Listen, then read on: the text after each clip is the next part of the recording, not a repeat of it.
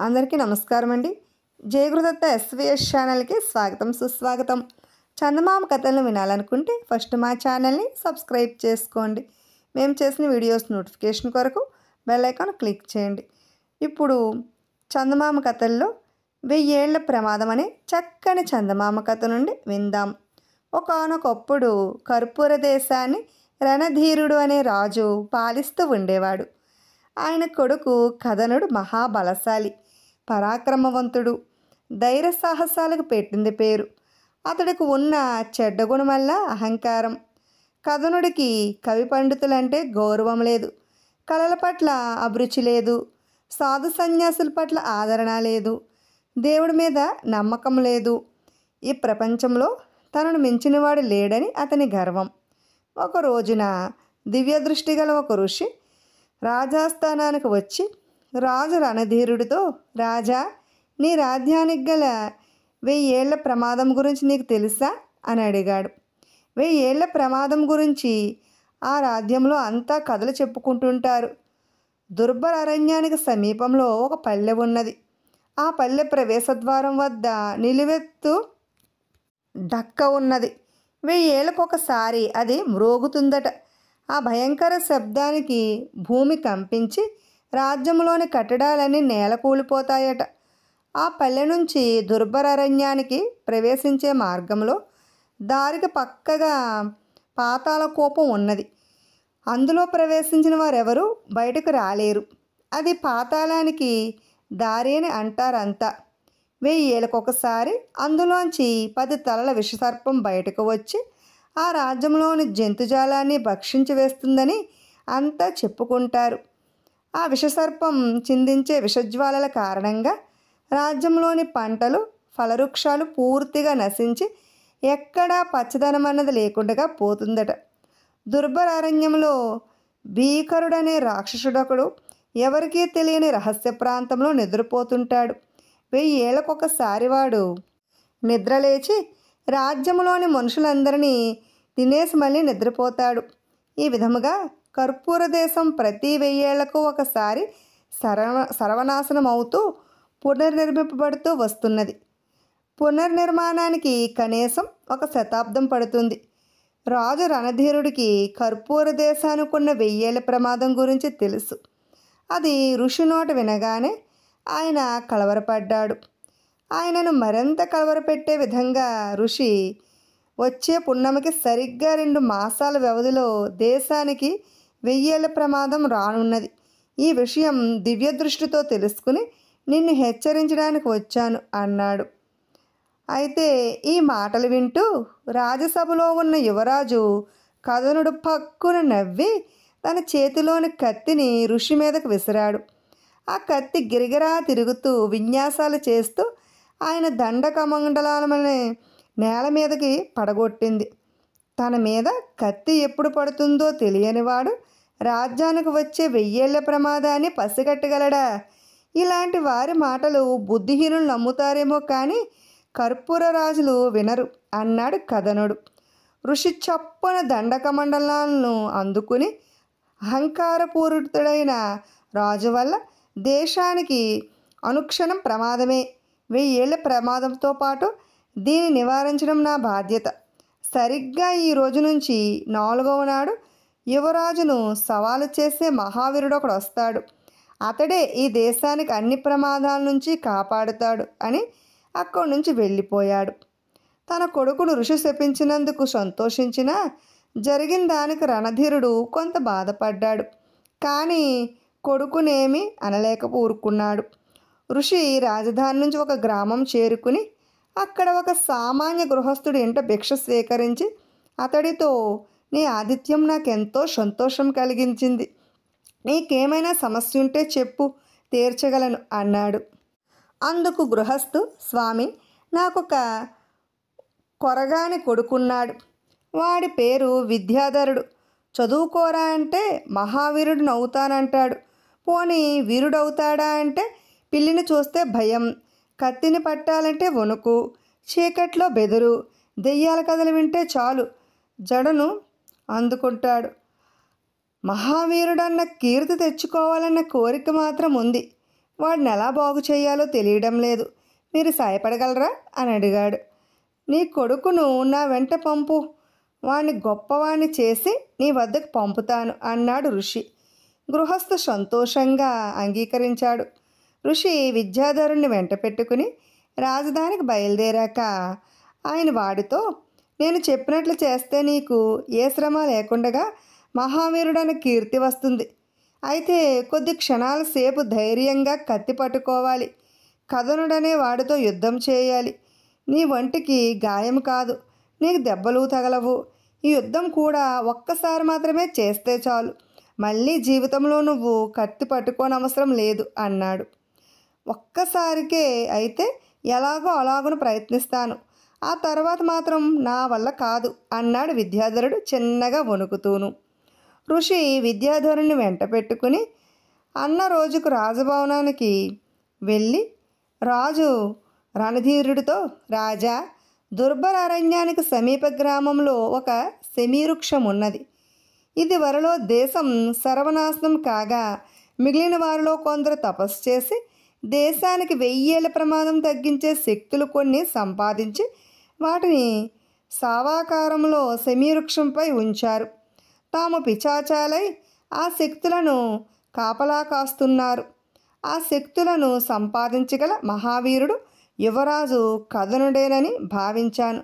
కానీ అహంకారంతో నన్నే అవమానించిన వాడికి అది సాధ్యం కాదు. అందుకే దేశమంతా వెతికి ఈ వీరుణ్ణి తీసుకొచ్చాను. విద్యాధరుడనే పేరుగల ఈ వీరుడితో కథనుడితో తలపడితే నెగ్గినవాడు దుర్భరారణ్యానికి ప్రయాణం కాగలడు, దేశానికి ప్రమాదం తప్పించగలడు. పోటీకి ఏర్పాటు చేయించు అని చెప్పాడు. కథనుడు ముందుకు వచ్చాడు. ఋషి ఆదేశం ప్రకారం ఇద్దరికీ ముఖానికి నల్లటి ముసుగులు తొడగబడ్డాయి. కనులు కనిపించడానికి ముసుగులో 2 రంధ్రాలున్నాయి. ఇద్దరూ ఒకే రకం దుస్తులు ధరించారు. పోటీ ప్రారంభమైన కొద్ది క్షణాల్లోనే ముసిగి పోయింది. వాళ్ళల్లో ఒకడు కత్తిని జారవిడిచి నేలకూలాడు. అందరూ యువరాజు కథనుడే నగ్గాడని భావించారు. కానీ ముసుగు తీయగానే గెలిచినవాడు విద్యాధరుడని అర్థమైనది. అందరూ ఆశ్చర్యపడ్డారు. ఆ వెంటనే విద్యాధరుడి పేరిట జయ జయధ్వాన్యాలు మిన్నుముట్టాయి. అప్పుడు ఋషి వారిద్దరిని ఏకాంతానికి తీసుకువెళ్ళి, నా మహిమ వల్ల మీ ఇద్దరి రూపాలు తారుమారయ్యాయి. కథనుడు విద్యాధరుడయ్యాడు, విద్యాధరుడు కథనుడయ్యాడు. ఈ రహస్యం మీరు చెప్పాలన్నా బయటకు చెప్పలేరు. విద్యాధరుడు కథనుడుగా ఉండాలనుకున్నంత కాలము కథనుడు విద్యాధరుడు రూపంలోనే ఉండక తప్పదు. ఆ రూపంలోనే కథనుడు శమీవృక్షం నుంచి శక్తులను సంపాదించి కొంచుడక్కము విషసర్పాన్ని రాక్షసుణ్ణి శాశ్వతంగా నాశనం చేయవలసి ఉంటుంది అని చెప్పాడు. కథనుడి రూపంలో ఉన్న విద్యాధరుడు రాజహంతపురంలో స్థిరపడ్డాడు. రాజు వాడిని పిలిచి, ఈ ప్రపంచంలో ప్రతి మహావీరుడు అపజయాన్ని కూడా చవిచూసి ఉన్నాడు. నీ ఓటమికి బాధపడకు. మళ్ళీ కత్తిని చేతపట్టి ధనుర్బాణాలు సంధించు. నీ పరాక్రమాన్ని లోకానికి నిరూపించు. ఒకటి చేతిలో ఓడానని ఇప్పుడు గతములో నీ చేత ఓడిన మంత్రి కుమారుడు, సేనాధిపతి కుమారుడు నీ మీద కాలు దువ్వుతున్నాడు. అందరినీ ఓడించి నీ పేరు నిలబెట్టుకో అని ప్రోత్సహించాడు. దీనికి విద్యాధరుడు అడ్డంగా తల ఊపి, జయాపజయాలు దైవాధీనాలు. నా అపజయానికి కారణం ప్రత్యర్థి శక్తి కాదు, నా అహంకారం. నేనిప్పుడు అహంకారాన్ని జయించి ఆ తర్వాత ఇతరులను జయించదలుచుకున్నాను. కొంతకాలం పాటు నేను పండితుల వద్ద శాస్త్రాలు అభ్యసిస్తాను, పురాణ కథలు వింటాను, సాధు పుంగవులను గౌరవిస్తాను. ఒక మిత్రుణ్ణి నిత్యము వెంట ఉంచుకుని ఉల్లాసమైన కథలు చెప్పించుకుంటాను అన్నాడు. రాజు కొడుకుతో వచ్చిన మార్పుకు చాలా సంతోషించాడు.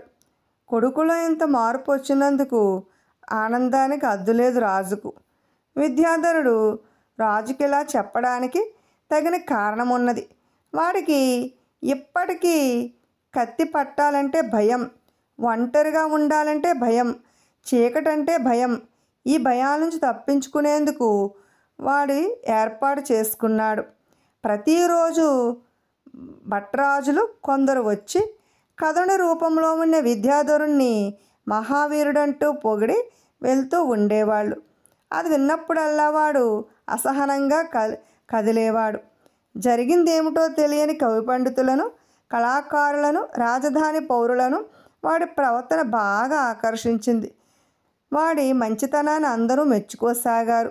వాడు నగర పౌరుల ఇబ్బందులను చారుల ద్వారా తెలుసుకుని వాటిని దాన ధర్మాల ద్వారా పరిష్కరించసాగాడు. దాంతో వాడికి రాజధానిలో ఎక్కడా లేని పేరు వచ్చింది. అలా రోజులు, వారాలు, నెలలు గడిచిపోయాయి. విద్యాధరుడి రూపంలో ఉన్న కథనుడు శమీవృక్షపు శక్తులను సాధించి దేశానికి 1000 ఏళ్ల ప్రమాదాలు మూడింటిని శాశ్వతంగా తొలగించి రాజధానికి చేరాడు. ఆ సమయంలో అక్కడికి వచ్చిన ఋషి విద్యాధరుణ్ణి ఉద్యానవనంలోనికి తీసుకుని పోయి, కేవలం అహంకారం కారణంగా ఈ ఘనకార్యాన్ని సాధించే అవకాశం పోగొట్టుకున్నావు. కథనుడు అయినప్పటికీ అతడే ఈ దేశానికి యువరాజు. విద్యాధరుడు కారణజన్ముడు. దేశానికి ప్రమాదం తప్పించడం వరకే అతడు వంతు అని చెప్పాడు. ఇది విని విద్యాధరుడు రూపంలో ఉన్న కథనుడు నిరుత్సాహపడ్డాడు. ఏదో విధంగా దేశానికి రాజు కావాలని వాడి కోరిక. కానీ యువరాజు కాకపోవడం వల్ల వాడికి అవకాశం లేకుండా పోయింది. అప్పుడు కథనుడి రూపంలో ఉన్న విద్యాధరుడు ఋషితో, మహాత్మా, మా రూపాలు యథాప్రకారం అయ్యేలా అనుగ్రహించండి అని కోరాడు. ఋషి ఆశ్చర్యపడి, ఇప్పుడు నువ్వు దేశానికి రాజు కాబోతున్నావు, ఆ అవకాశాన్ని కూడా వదులుకుంటున్నావంటే నీ కీర్తికాంక్ష ఇంత అంతా కాదనుకోవాలి. ఇప్పుడు విద్యాధరుడికి దేశమంతటా కీర్తి ప్రతిష్టలు ఉన్నాయి. అందుకని నువ్వు వాటిని అనుభవించాలనుకుంటున్నావు, అవునా అని ప్రశ్నించాడు. దానికి విద్యాధరుడు వినయంగా, ప్రతిరోజు నన్ను రాజాశ్రితులు మహావీరుడు అని పొగుడుతున్నారు. నాకు అది తృప్తినివ్వడం లేదు. నేను సాధించడానికి నాకు లేనిదానికి లభించే పొగడతలు నాకు ఇవ్వవని తెలుసుకున్నాను. అయితే కథనుడి రూపంలో నేను ప్రజలకు ఎన్నో మేలు చేశాను. వాటి వల్ల కథనుడి పేరుకు లభించిన కీర్తి నాకెంతో సంతోషాన్ని ఇచ్చింది. కానీ ఆ మంచి పేరు నా పేరుకే వచ్చేలా కృషి చేయాలని నా కోరిక.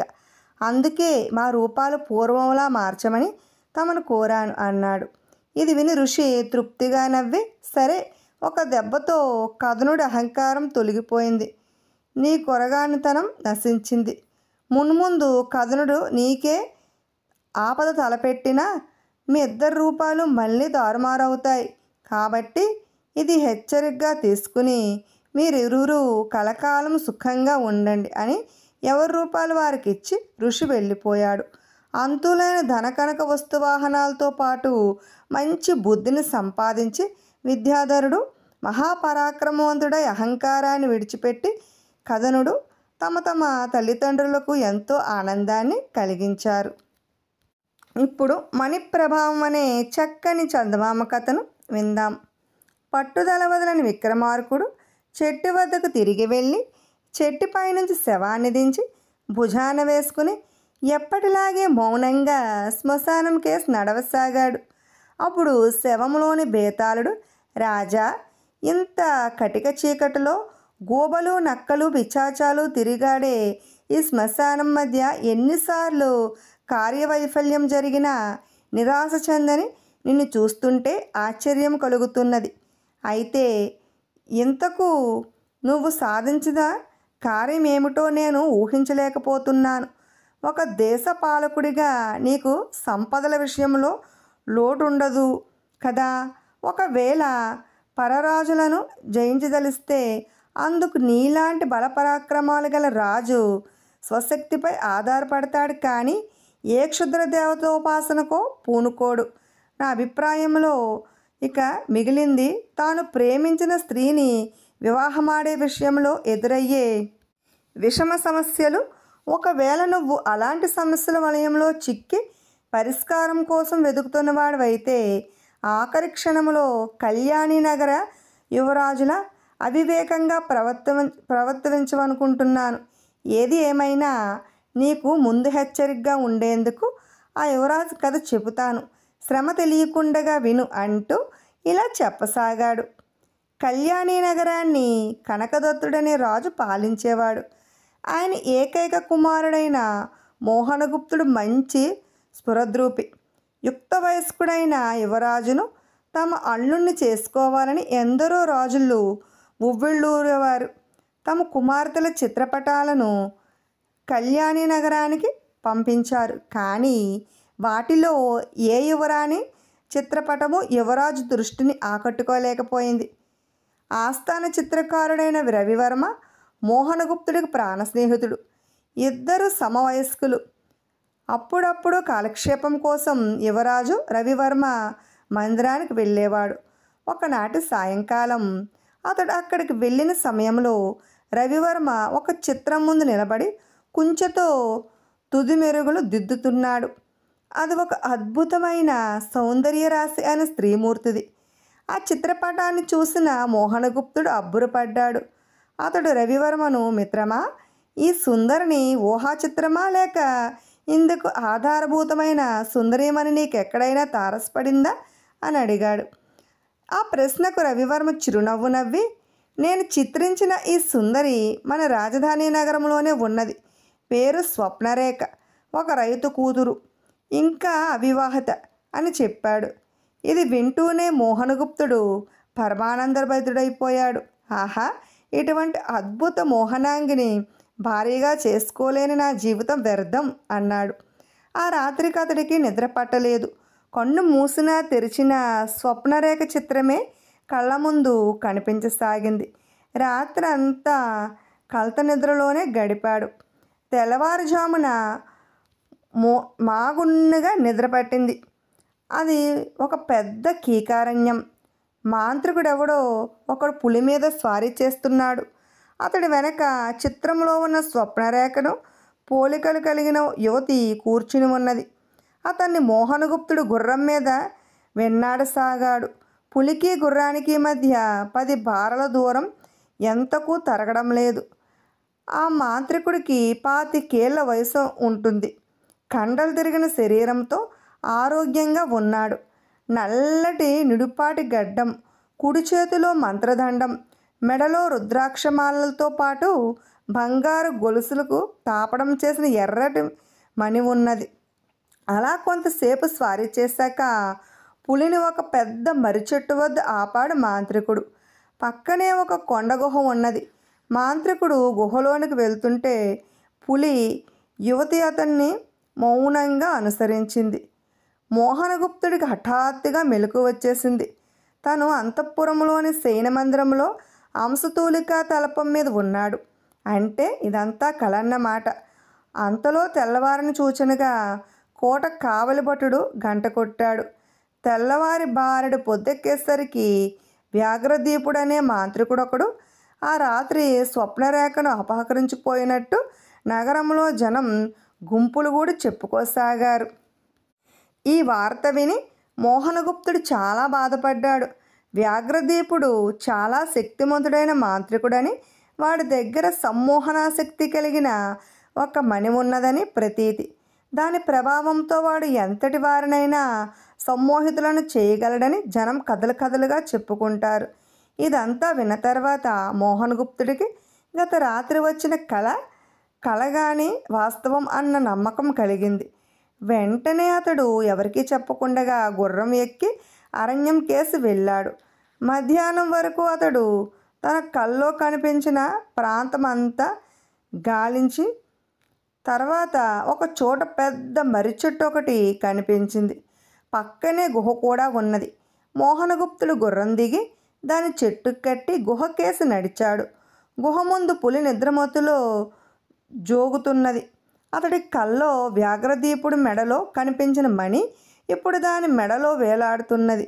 అది మోహనగుప్తుడి కాళ్ళ చప్పుడుకు కళ్ళు తెరిచి లేవబోయే అంతట్లో అతడు చేతనున్న ఖడ్గంతో ఒక్క వేటున దాని మెడ తెగనరికాడు. పులి గిలగిలా తన్నుకోసాగింది. మోహనగుప్తుడు చప్పున వంగి ప్రభావం గల మణిని తీసుకుని తన మెడలో వేసుకున్నాడు. తర్వాత కొంచెం ముందుకు నడిచి గుహలోకి తొంగి చూశాడు. పులి చర్మాలు కప్పిన ఒక ఆసనం మీద కొంచెం ఎడంగా వ్యాఘ్రదీపుడు, స్వప్నరేఖ కూర్చుని ఉన్నారు. ఇప్పుడు ఏం చేయడమా అని మోహనగుప్తుడు ఆలోచిస్తున్న అంతట్లో వ్యాఘ్రదీపుడు స్వప్నరేఖ, గతంలో నేను మణి ప్రభావంతో ఎన్నో అద్భుత కార్యాలు సాధించాను. నిన్ను కూడా మణి ప్రభావంతోనే ఇంటి నుంచి ఇక్కడికి తీసుకువచ్చాను. అయితే దాని ప్రభావంతో నిన్ను నా దాన్నిగా చేసుకోదలచలేదు. అందుకే మణిని పులి మెడలో వేశాను. ఆ మణి నా మెడలో లేనప్పుడు నేను ఒక మామూలు మనిషిని. నీకు ఇష్టమైతే నిన్ను అగ్నిసాక్షిగా వివాహమాడతాను, లేకుంటే క్షేమంగా నిన్ను ఇల్లు చేరుస్తాను అన్నాడు. ఆ మాంత్రికుడి ప్రవర్తన మోహనగుప్తుడికి విస్మయం కలిగించింది. స్వప్నరేఖ ఏం సమాధానం చెబుతుందో వినాలన్న ఆతృతలో అతడు గుహలోపలికి 2 అడుగులు వేశాడు. స్వప్నరేఖ ఒకసారి వ్యాఘ్రదీపుడు ముఖం కేసి చూసి తల వంచుకుని, మీరీ మంత్రతంత్ర శక్తులన్నింటినీ విడిచి మనుషుల మధ్య గౌరవంగా జీవించదలిస్తే మిమ్మల్ని వివాహమాడటానికి నాకు ఎలాంటి అభ్యంతరమూ లేదు అన్నది.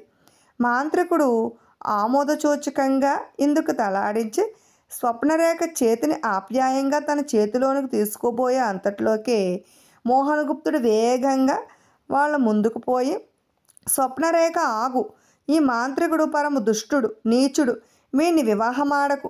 నేను ఈ దేశపు యువరాజును. నన్ను వివాహమాడితే కళ్యాణిరాజ పట్టమహిషువు అవుతావు అన్నాడు. స్వప్నరేఖ యువరాజు మెడలో ఉన్న మణిప్రభావం వల్ల కలలో నడిచి వచ్చినట్లు మంత్రముగ్ధల వయ్యారంగా వచ్చి అతడి సరస్సును నిలబడింది. ఇది చూసిన మాంత్రికుడు విరగబడి నవ్వాడు. యువరాజు వాడి వైపు తీవ్రంగా చూస్తూ, ఏమిట్రా వెర్రినవ్వు? అబలను మణి ప్రభావంతో లోబరుచుకున్న దుర్మార్గుడివి నువ్వు. నీకు చట్టబద్ధంగా ఉరిశిక్ష వేసే అధికారము ఈ దేశానికి రాజుగా నాకుంది. కానీ దయతలచి వదులుతున్నాను అన్నాడు. ఏమన్నారు ప్రభు? మణి ప్రభావంతో అబలను వశపరుచుకున్న దుర్మార్గుణ్ణి కదూ తమ అభియోగం అంటూ వ్యాఘ్రధీసుడు మరొకసారి విరగబడి నవ్వాడు. మాంత్రికుడు మాటలతో మోహనగుప్తుడు తీవ్ర ఆలోచనలో పడ్డాడు. ఆలోచించే కొద్దీ అతడి మోహంలో రంగులు మారాయి. అతడు మెడలో ఉన్న మణిహారాన్ని తీసి బలంగా నేలకేసి కొట్టాడు. అది ముక్కలు ముక్కలయ్యింది.